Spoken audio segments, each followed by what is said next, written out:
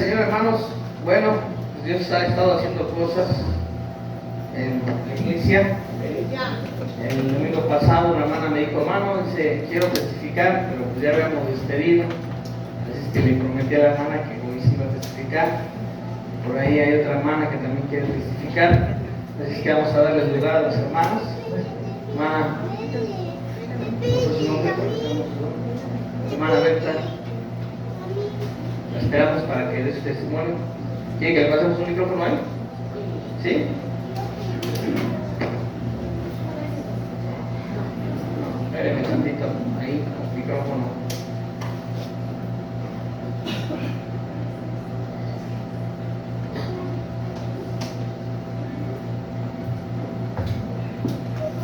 Gracias, hermanos.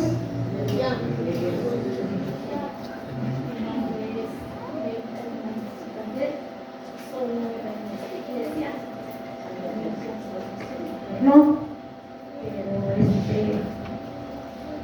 el tema que yo escuché hace 8 días sobre el perdón, alguien me decía, cuando se mentía, le decía, ¿sabes tu testimonio? Pues yo decía, pues, ¿cómo interrumpo el pastor, verdad? Pero ya lo que se le dijo. Pues, ahora, mi testimonio es este.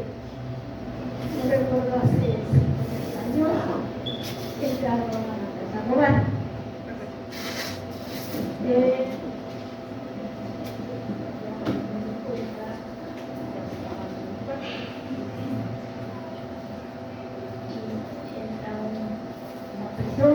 Y me dice, me pone la mano en mi boca y me dice, madre, no voy a gritar, porque allá afuera tengo unos amigos y me pueden pegar. Y yo le contesté, ¿cuántos son? Como 5. Y dice, yo voy a llevar las llaves de su televisión. Algunos de las más dejan la televisión para ver cómo la quitaba por la pared. Me fui tras de él y le dije, lo agarré de la mano y le dije, espérame, voy a orar por ti. Y no contestó nada. Y él viendo cómo está la televisión y yo orando por él, orando, como debe un cristiano orar por otra persona, con todo el corazón. Y agarró, ya había tomado las llaves cuando se fue hacia la televisión.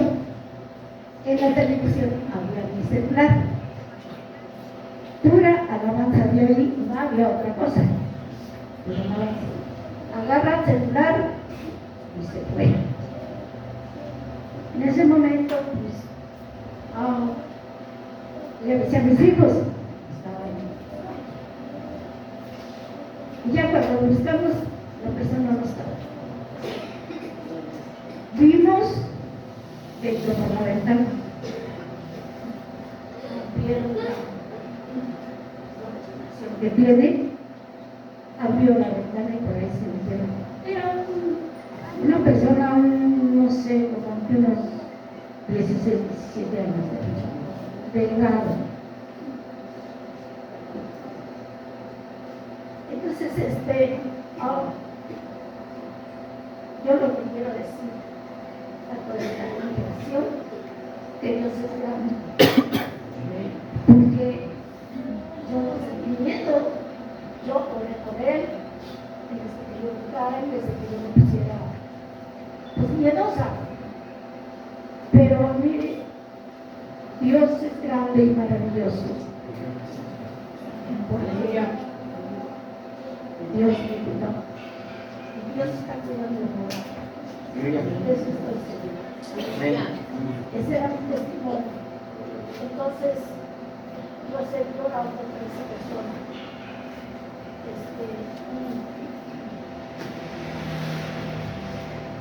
Dios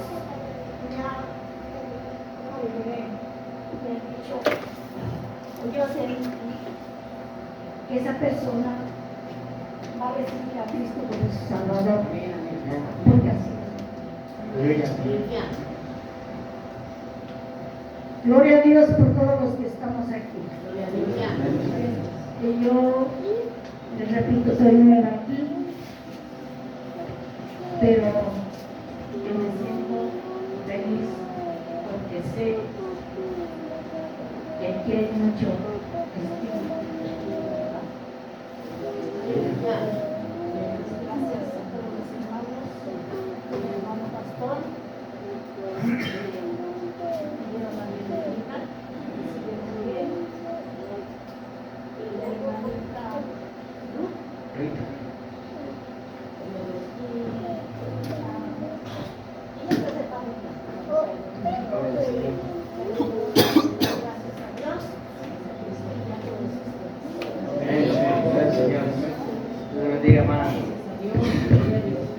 Hermana Dulce.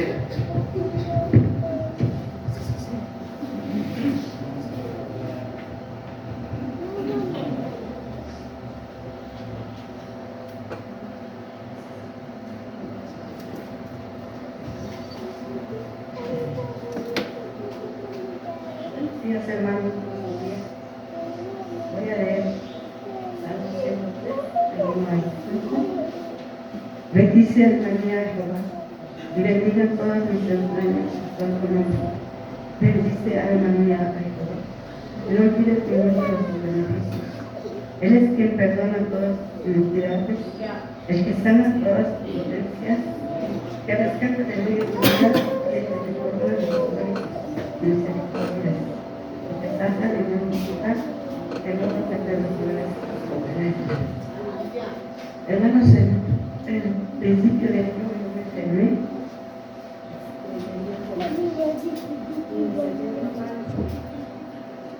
y el doctor me dijo el sistema inmunológico de las personas mayores se hace lento, entonces hay que tener paciencia y hay que guardar mucho reposo y oxígeno, estar nervioso y nervioso. Entonces, ahora el Señor me ha sanado, el doctor me dio de alta y me dijo, esté bien, nada más hay que recuperar las fuerzas porque esta enfermedad debilita mucho a las personas. Y yo le decía al Señor, gracias Padre, porque ahí en la congregación donde yo voy hay gente orando por mí, gente que a lo mejor ni me conoce, pero ellos oran por mí. Yo le daba muchas gracias al Señor por eso, y que Dios bendiga a cada uno de ustedes, hermanos, juntamente con sus familias, y muchas gracias por sus oraciones. Gracias al Señor porque Él me ha sanado y me estoy recuperando, gracias al Señor, y que Dios nos bendiga. Muchas gracias, hermanos. Amén. Dios es bueno. Amén. No se puede quedar callado.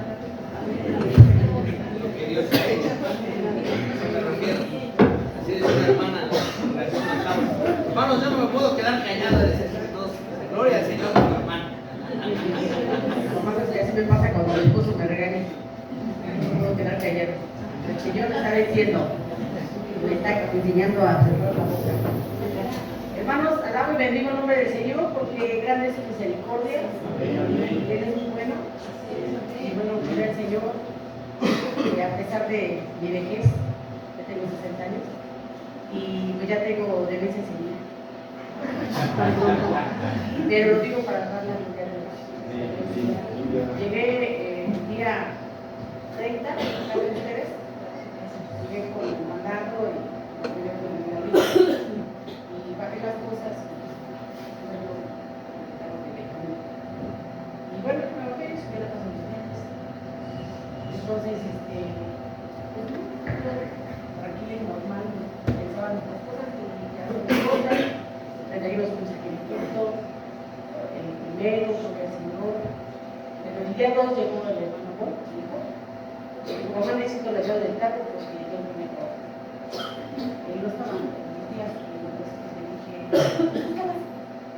Pero ¿cómo busca la religión? Así estaba yo. Pues no podía recordar y yo le dije a mi hijo, ponte a orar, le decía, yo así dónde está, porque Dios me ha permitido hacerlo así, no sé, una cosa, 3 horas y yo siempre dice dónde está. Entonces, ya pasó un rato y yo estaba orando, y en eso mi hijo me habla a la puerta y me dice, mamá, las llaves están pegadas. El carro dice no tiene batería, no tiene gasolina y el carro está abierto. Y gloria al Señor. Me dice, ¿cómo que gloria al Señor? Pues se enoja, hermano, cuando damos gloria a Dios, ¿se dieron cuenta? Que la gloria a Dios, hermano, que luego se enoje. Y me dice, ¿cómo que gloria al Señor, mamá? ¿Qué te pasa? Dice, las dejaste pegadas, dejaste el carro abierto. Le digo, ahí estuvo mi Señor, fiel. Y voy a pesar de mi iglesia civil, mi Señor es fiel y verdadero. Hermanos, no le robaron nada al carro. Él dice, tenía aquí mis audífonos y son los que me regaló mi novia y son de buen precio. Le digo, pues aquí están, y pues da gloria a Dios.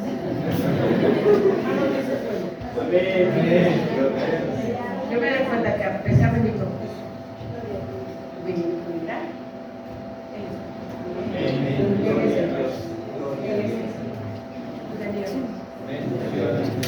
Gloria a Dios, hermanos. A mí me dice que si Jehová no guardar en la ciudad, en vano vela aguarda. Amén. Gloria a Dios, vamos a orar. Padre Celestial, te damos gracias por este día que hemos venido a alabar tu nombre, a bendecirte, Señor, a glorificarte. Creemos que vas a ser tú ministrando a tu pueblo, a tu Rey, Señor Jesucristo, dando gracias, Señor. Gracias, Padre Celestial, porque tú llenas los corazones de tu pueblo y hablas a su alma, a su corazón, Señor Jesucristo, para que ellos puedan, Dios, recibir la palabra que tú has de dar esta tarde. Te alabamos y te bendecimos en Cristo Jesús. Amén. Gloria al Señor, hermanos. Bueno, pues estamos viendo que son las 7 verdades clave y hemos estado estudiando orden divino para la edificación de la iglesia. Y el martes pasado terminamos con el tema de los 9 frutos del Espíritu. Amén. Y bueno, ahora vamos a empezar con los 12 fundamentos. Siempre que se va a edificar algo, debe ponerse un fundamento firme. En la Biblia, tú vas a ver el número 12, habla de fundamento. Fueron 12 los patriarcas, fueron 12 las tribus de Israel, fueron 12 las piedras que se pusieron como altar cuando ellos cruzaron el río Jordán para entrar a la tierra prometida, para testimonio de la iglesia, de los pueblos. Y entonces el número 12 se va a estar repitiendo, fueron 12 los apóstoles. Jesucristo es el fundamento de la iglesia. Cuando él está hablando con Pedro, él le va a decir, Pedro, lo que significa es piedra o Petra. En el original quiere decir Petra, que quiere decir piedra. Y Jesucristo se va a mencionar a sí mismo como la roca. Cuando él está diciendo, le dice, vosotros quién decís que sois, y entonces Pedro, que soy. Y entonces Pedro va a decir, Señor, tú eres el Cristo. Y entonces le va a decir Jesucristo, bienaventurado eres Pedro, porque no te lo reveló carne ni sangre, sino mi Padre que está en los cielos. Dice, y yo te digo que sobre de esta roca, también va a decir, sobre de esta roca edificaré mi iglesia, porque está hablando de sí mismo, y está diciendo, y las puertas del infierno no prevalecerán contra ella, porque la iglesia nació en el infierno. Jesucristo descendió al infierno, su alma descendió al infierno, y entonces ahí en el infierno Jesucristo le quitó las llaves del infierno, del Hades, a Satanás, a la muerte, y entonces Jesucristo ahí dio a luz a la iglesia. Y Jesucristo también no solamente está hablando de la iglesia, sino también está hablando de sí mismo, como la roca dice, las puertas del infierno no prevalecerán contra ella, porque el infierno no le pudo retener, la tumba no le pudo retener, y Jesucristo salió victorioso del infierno. Y la Biblia dice en 1 Corintios 3,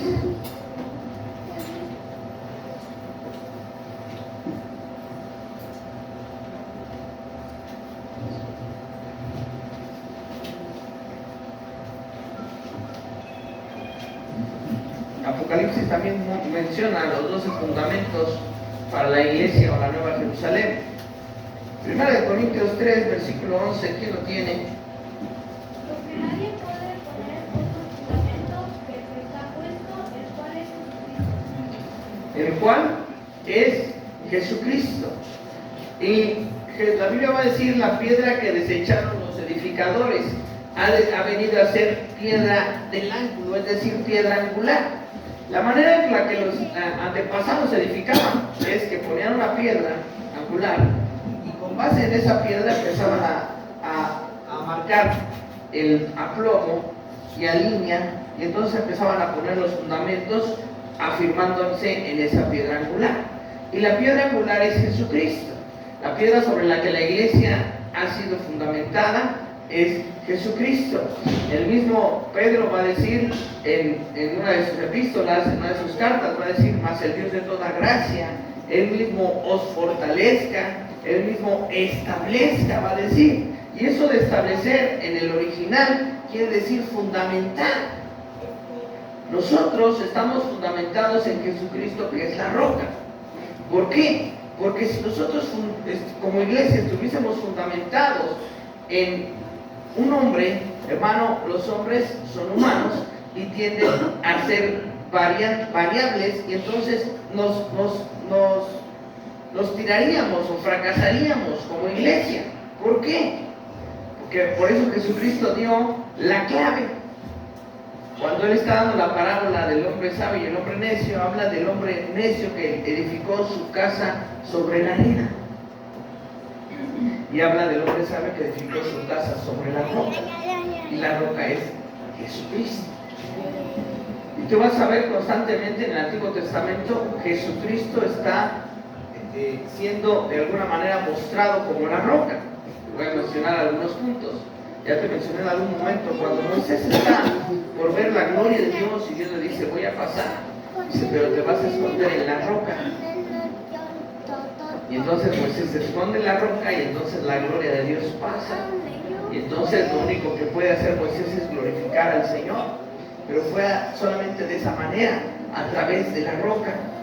Cuando el pueblo de Israel está sediento, y entonces tú sabes que Moisés golpeó la roca, es porque de la roca fluyó agua de vida para los israelitas. De esa manera también nosotros, la roca fue herida, Jesucristo fue herido, porque de ahí Jesucristo, de ahí va a brotar agua de vida. Él se lo va a decir a la samaritana: desde que bebiera del agua que yo le daré, no tendrá sed jamás. Y entonces, bueno, poniendo ya este punto claro de que Jesucristo es el fundamento, es la piedra angular, vamos a pasar a los 12 fundamentos. Hay 12 fundamentos que Dios ha dado para edificar la iglesia, para establecer la iglesia conforme al modelo divino. Yo te he dicho que la iglesia tiene que estar conforme al orden divino, conforme al orden celestial, porque de esa manera vamos a llegar a la medida del varón perfecto, no a los estándares del hombre. El hombre tiene estándares. Hay iglesias que se han levantado a través de los años y tienen estándares de los hombres. ¿Y qué es lo que pasa? Fracasan. Lo que es que se frustran. ¿Por qué? Ya lo dijo aquel hombre fariseo, dijo: lo que es de Dios prevalece y lo que no se desvanece. Entonces, la única iglesia que va a permanecer y que va a prevalecer a través de los años es aquella, o para la eternidad, es aquella que ha sido edificada conforme al orden divino, al orden que Jesucristo estableció. Y el primer fundamento es señorío de Cristo. Juan 13.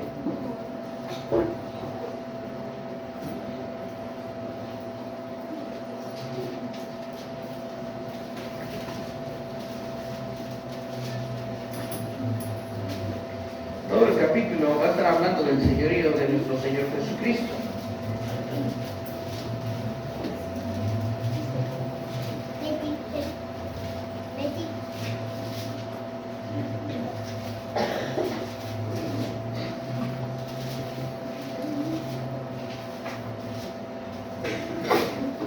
El versículo 1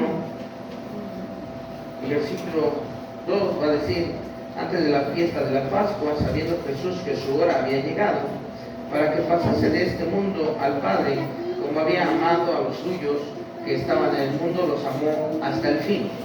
Y cuando cenaban, como el diablo ya había puesto en el corazón de Judas Iscariote, hijo de Simón, que le entregase, sabiendo Jesús que el Padre le había dado todas las cosas en las manos y que había salido de Dios y a Dios iba. Ahí está hablando de que Dios había puesto todas las cosas en las manos del Señor Jesucristo.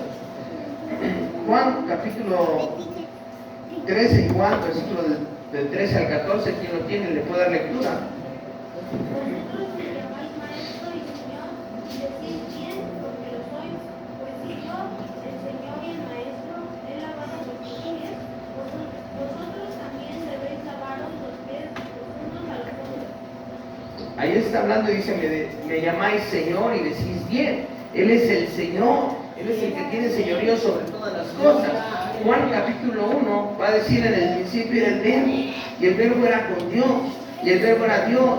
Este era en el principio con Dios. Y va a decir, todas las cosas por Él fueron hechas, y sin Él nada de lo que ha sido hecho fue hecho. Es decir, Jesucristo tiene señorío sobre todo el universo, sobre todo lo que está pasando a nivel mundial, sobre todo lo que está pasando en el universo, hermano. Jesucristo es el Señor. La Biblia va a decir, el salmista va a decir, Jehová estableció en los cielos su trono y su reino domina sobre todo y sobre todos. Jesucristo es el Señor. El Señor sobre tu problema, el Señor sobre tu enfermedad, el Señor sobre tus necesidades. El Señor es el Señor sobre toda situación espiritual. Pero ¿sabes qué pasa a veces, hermano? Que a veces tú le das más credibilidad al diablo y más credibilidad a los espíritus satánicos que a Dios, que a Jesucristo. Y a veces le tienes más miedo a Satanás que a Dios. Y te olvidas que el Señor es el que tiene autoridad sobre todo espíritu y sobre todo gobierno. Es el Señor, aleluya. Y tú eres hijo de Dios. Tú eres hijo del Señor Jesucristo. Y entonces si tú clamas al Señor por cualquier situación por la que tú estés pasando y cualquier temor que tú tengas, entonces Jesucristo, hermano, va a traer paz sobre de ti. Y cuando tú reconozcas el señorío de Cristo, cuando tú veas a Jesucristo sentado en su trono, hermano, tu perspectiva sobre la situación por la que estás pasando va a cambiar radicalmente. Vamos a leer la Biblia también en Filipenses 2, versículos del 9 al 11.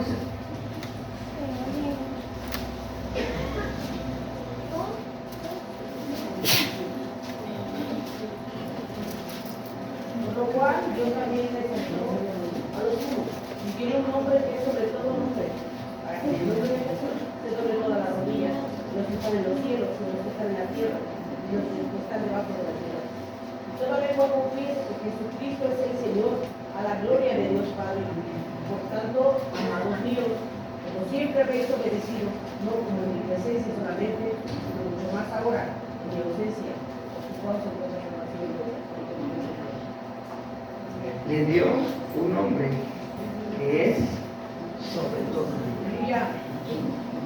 Sobre todo nombre. Llámese como se llame, hermano. Jesucristo es el Señor. Y nosotros tenemos que doblar nuestra rodilla delante de Jesucristo y confesar que Él es el Señor, porque así es. Él es el Dios, Él es el Señor de todo el universo, de todo lo que pasa y todo lo que está pasando en el universo, hermano. Todo camina conforme a un orden divino y conforme a lo que Jesús estableció. Cuando Dios está hablando con Job, le va a decir, ¿quién crees que le puso límite al mar? Y le dijo, solo tus olas llegarán hasta aquí, no pasa nada. Sobre la situación por la que estás pasando, ¿quién crees que tiene el control? Cuando Satanás va y le dice a Dios, bueno,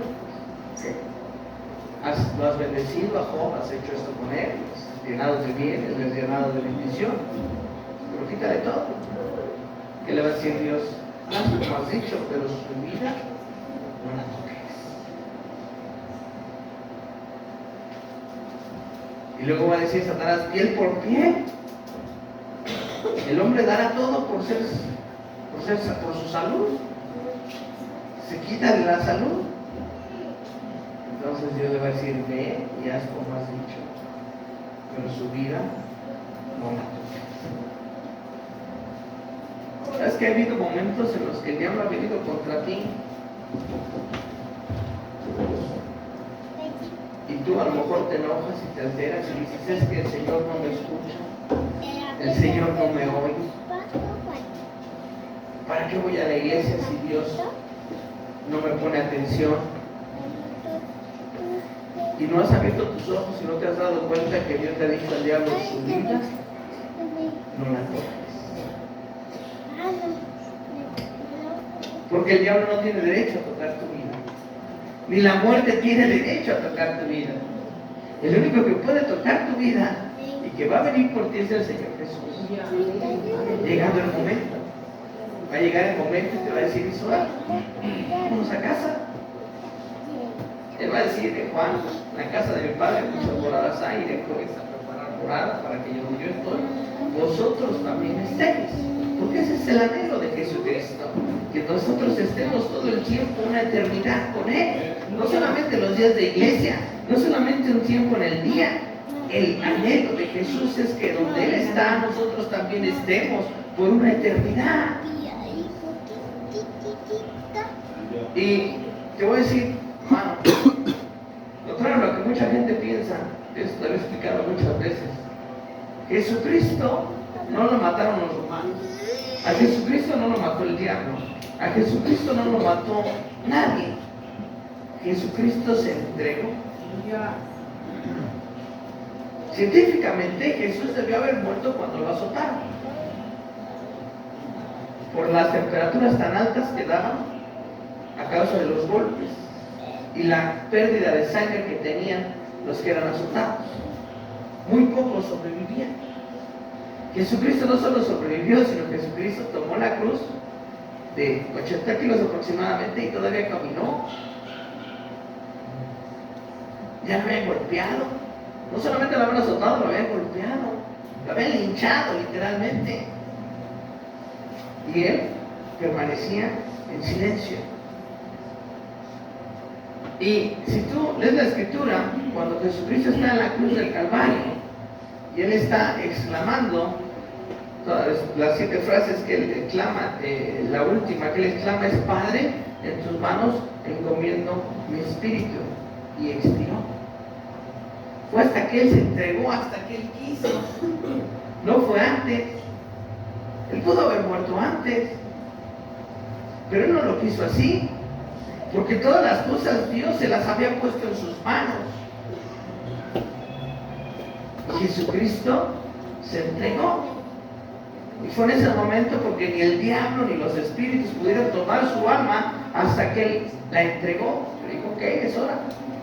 Él va a decir, miren Juan, nadie me quita la vida. Yo de mí mismo la pongo. Tengo poder para ponerla y tengo poder para tomarla porque ese mandamiento recibí de mi Padre. A Jesucristo no lo mató nadie. Jesucristo se entregó en el momento que Él quiso, en el momento que a Él le plació. Él entregó el Espíritu. Antes no. Él es el Señor. Y quiero decirte, la situación por la que tú estás pasando no va a ir más allá de lo que Jesucristo ha determinado. Platicando yo con la hermana Dulce, ella me decía, hubo un momento en el que le dije a Dios, ¿cómo voy a morir? Pero ella dice que estaba tranquila, estaba quieta, no estaba angustiada. ¿Por qué? Porque Jesucristo es el Señor, Jesucristo es el que te va a dar paz. Y cuando tú entiendes esa situación, entonces entiendes que Jesucristo es el Señor sobre toda la situación por la que tú estás pasando, entonces tu perspectiva cambia automáticamente y dejas de luchar. pero necesitas reconocer el señorío de Cristo sobre toda situación, sobre toda persona, sobre toda cuestión por la que tú estés atravesando. Amén. Ok, ese es el primer fundamento. Vamos a ver si nos da tiempo de ver el segundo fundamento. El segundo fundamento es ofrenda o dar de Cristo.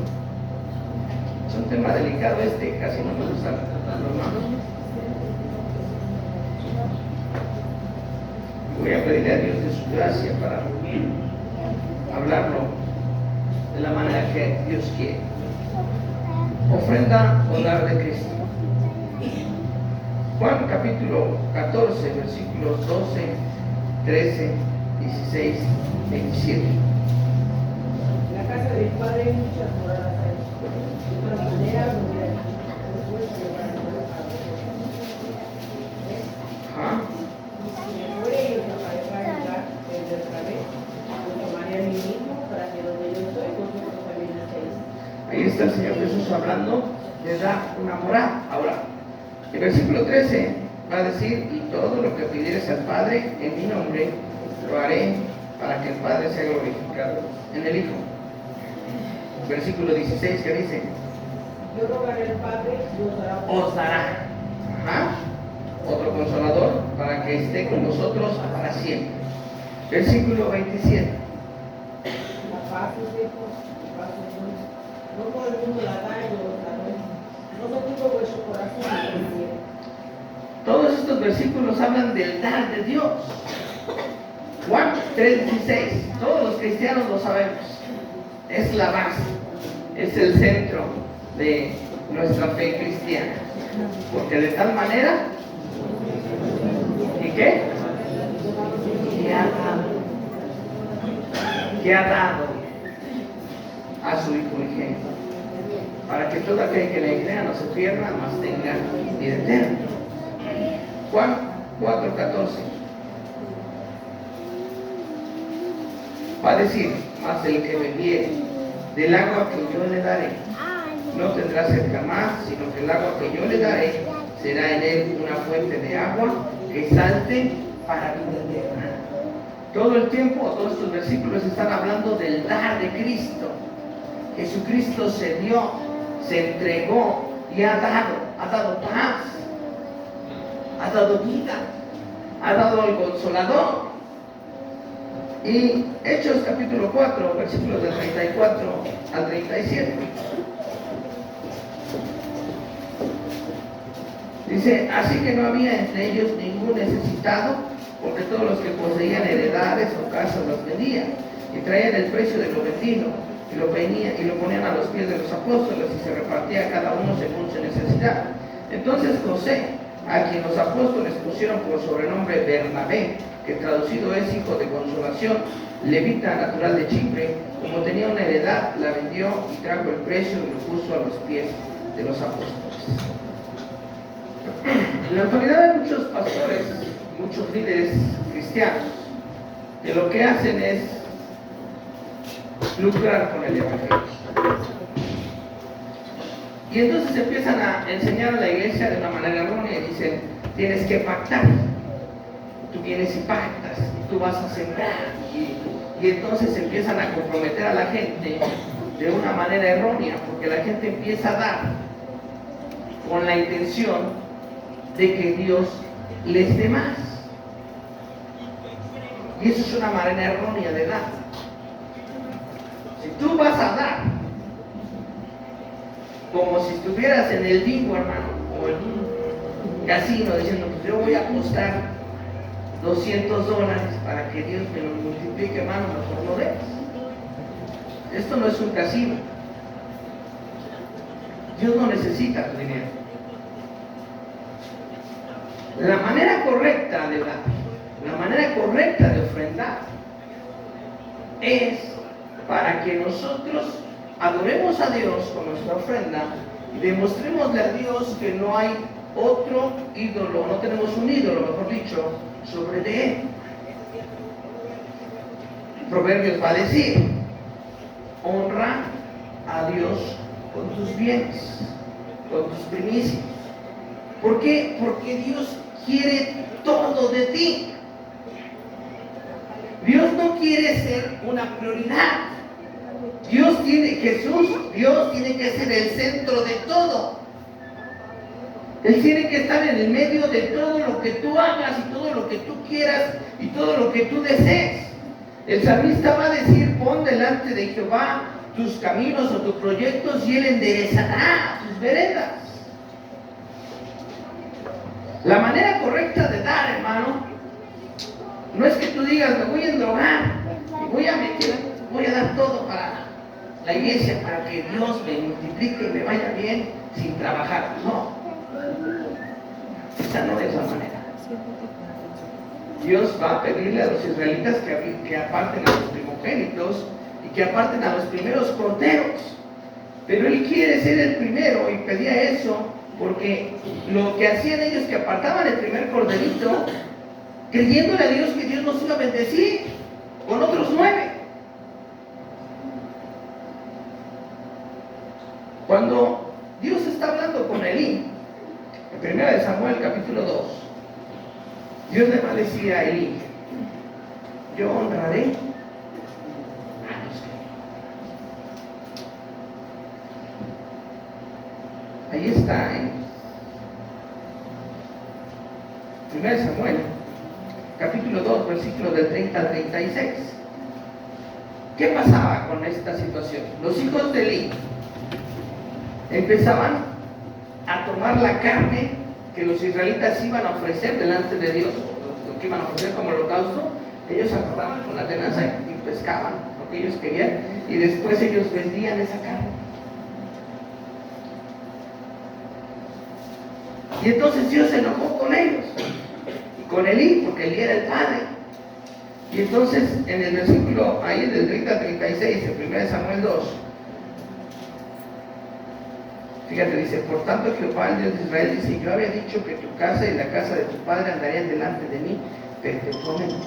Mas ahora ha dicho Jehová: nunca yo tal haga, porque yo honraré a los que me honran, y los que me desprecian serán tenidos en poco. Y entonces empieza Dios a decirle a Elí lo que iba a hacer. Y luego en el versículo 36 va a decir: y yo le edificaré casa firme, dice, y andará delante de mí ungido todos los días, y el que hubiere quedado en tu casa vendrá a postrarse delante de él por una moneda de plata y un bocado de pan, diciéndole: te ruego que me agregues algunos de los ministerios para que pueda comer un bocado de pan. Hermano, Dios quiere que le honres en todo lo que tú hagas. No solamente estoy hablando de la situación financiera o económica, sino estoy hablando de tu tiempo, de tu trabajo. ¿Cuánto tiempo le dedicas a Dios? Muchos van a decir: hermanos, usted no sabe, pero los días domingos es uno de los días que yo ocupo para trabajar más, porque necesito pagar muchas deudas que tengo. Y yo te preguntaré: ¿qué pasaría si el Señor cerrara el campo del oxígeno?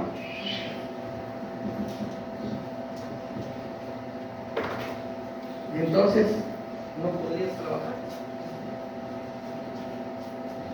Y entonces, ¿en qué lugar quedaría tu trabajo?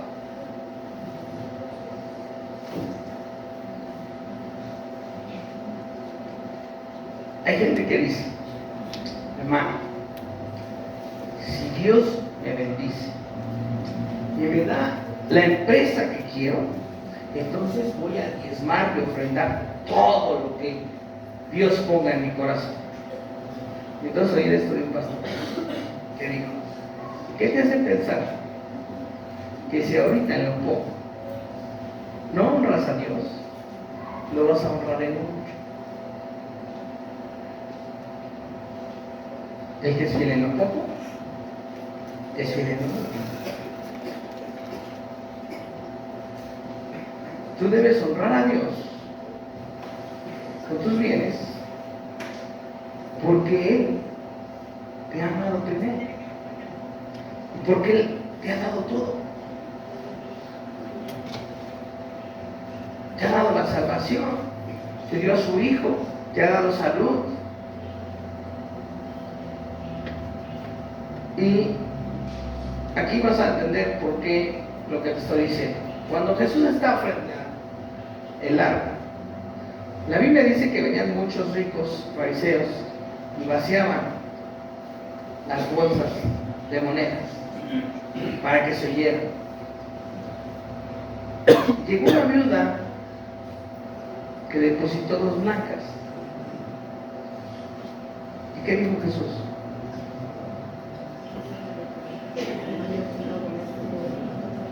Que ella había dado más. Porque Dios no ve la cantidad. Dios ve la actitud del corazón.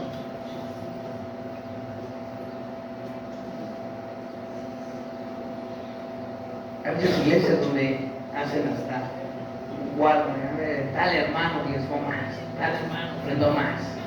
Y entonces empiezan a entrar en una situación de competencia.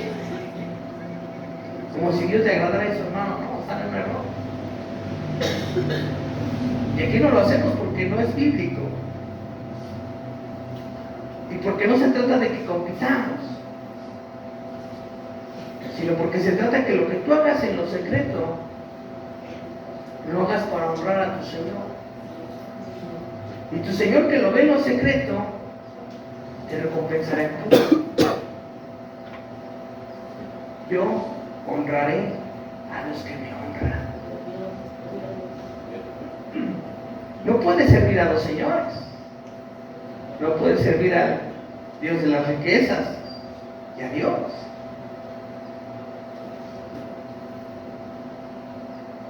Hay gente que dice, no, Señor, yo voy, alabo, adoro, pero con mi dinero no te metas. O hay quien pregunta, ¿hasta dónde tengo que dar? ¿Tengo que dar después o antes? No, hermano. Pon en tu corazón el honrar al Señor sobre todo lo que tú hagas. Y entonces Dios te va a honrar. Quiero ser claro, no solamente se trata de lo monetario, se trata del tiempo, del lugar que Dios ocupa en tu corazón, en tu vida, en tu familia, en lo que tú haces, en lo que tú desempeñas día con día. Él quiere que le honres. Él quiere que le demuestres que tu fe está puesta en Él. Y así como Él se entregó, así como Él se dio, Él quiere que tú entregues todo tu corazón. Esa es la manera correcta. Esa es la manera en la que Dios necesita, anhela su comunión contigo, que tú te entregues completamente a Dios y que tú pongas a Dios sobre todas las cosas que tú estás haciendo, desempeñando, aún sobre lo que tú tienes.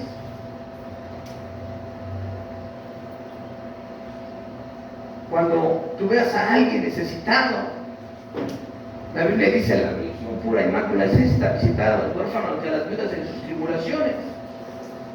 Dios ponga en tu corazón dar. No detengas tu mano. Bendice. Porque la palabra de Dios dice, por cuanto uno de estos lo hiciste, a mí lo hiciste. Pero a veces hasta para dar, hermano, vemos a alguien que está necesitado y dicen, le doy 20, le doy 10. A ver cuánto sale, y le pellizcas, como si no sale a lo menos que se pueda. Estás poniendo en duda tu fe. Hermano, Dios no te va a dejar sin comer. La Biblia dice, mozo fui y envejecido, y no he visto justo desamparado, ni su simiente que mendigue pan.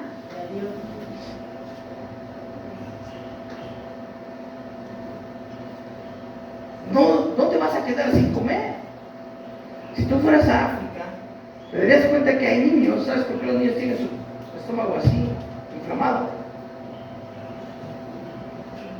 Porque literal comen tierra, hacen galletas de lodo, fríen el lodo con aceite y se lo comen para calmar los dolores que el hambre produce. Literal comen tierra. Dios contigo ha tenido misericordia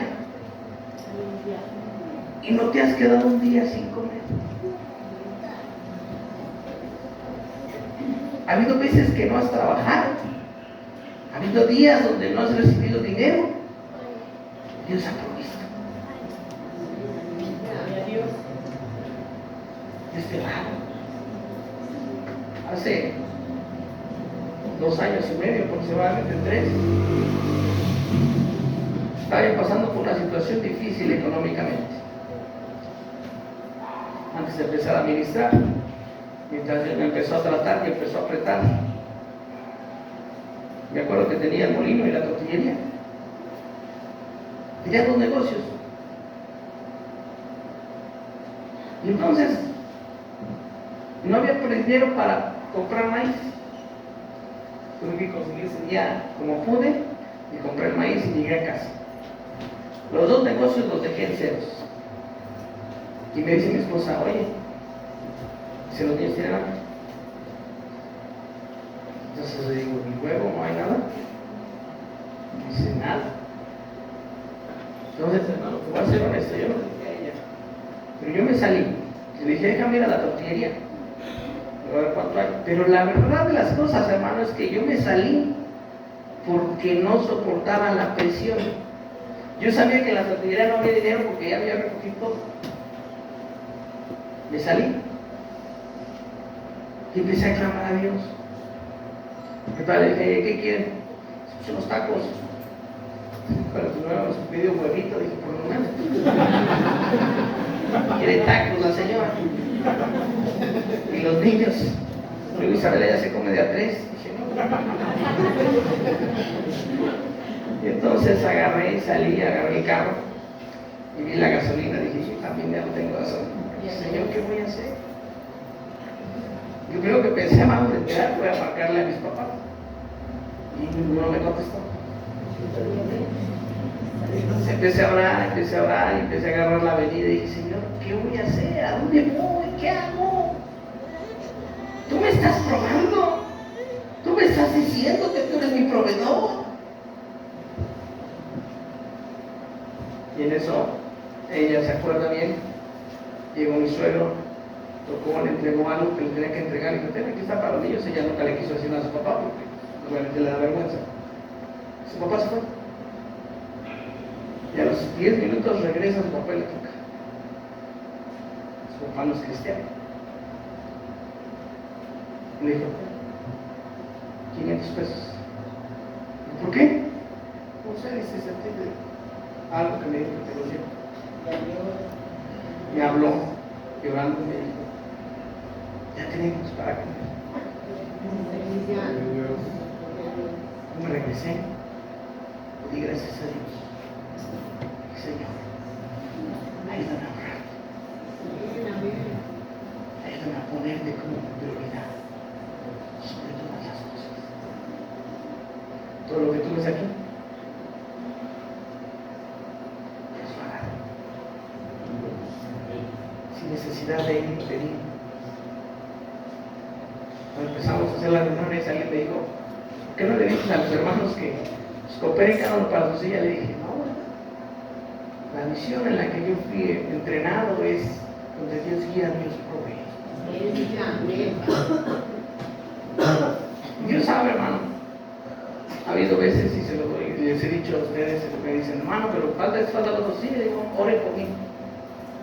Cuando ustedes oran por mí, no me den, oren por mí. Dios me da. Y con todo respeto, hermano, se lo voy a decir.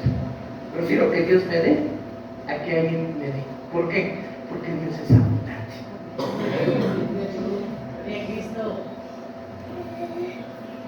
Dios da la abundancia. Él es bueno. Pero necesitas honrarlo.